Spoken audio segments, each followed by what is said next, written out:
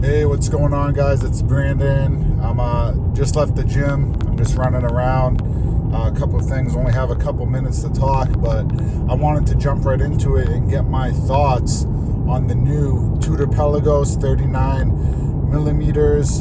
Is it a hit or is it a piece of shit? I think it's a hit, guys. I like that they're offering different sizes. I'm a bigger dude. I like my watches a little bigger at like 41 millimeters, but I can wear a smaller watch too. I do think that 39 millimeters is a sweet spot for a lot of people. I like having the option rather than not having the option.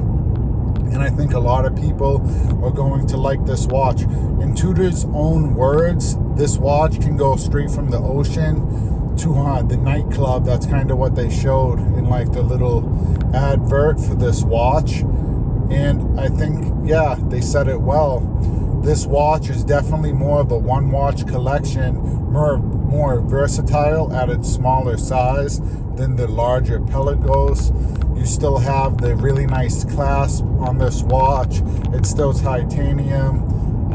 All the features you want out of the Pelagos, which was an amazing tool watch. One of the best actual divers out there, in my opinion, right now, as far as specs.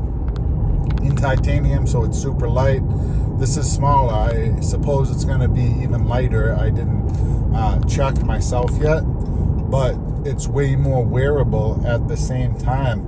And I like that it's a no date. For a true diver, if we're talking true functionality, then no date is the way to go. You don't need to see the date when you're under the ocean chilling with the octopus and stuff. The date is really non-important, but knowing how much oxygen you have is, so you definitely want to know exactly how long you've been under the water, and just, you know, visibility time only. That's the key down there. But that's gonna hurt a lot of people opinion on this watch, because if we wanted like a true one watch collection, sometimes the date is important for a lot of people.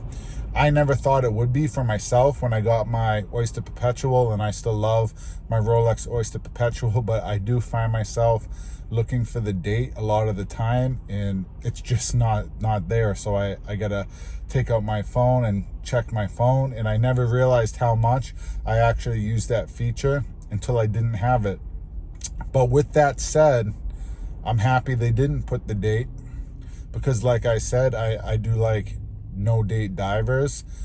And I do like the differences between the bigger Pelagos and the smaller model now. It makes you kind of do the pros and cons between the two models if you're going to pick something, and it makes it a little different. If it was just a complete copy and paste at a smaller size, isn't that a little boring?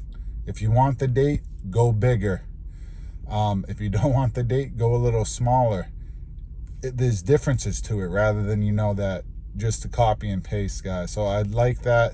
You kind of have to do some critical thinking between the models. In a perfect world, it would be good if both options were available at both sizes, but that's just way too many releases for Tudor, which, by the way, guys, they're killing it. They put out a lot of releases.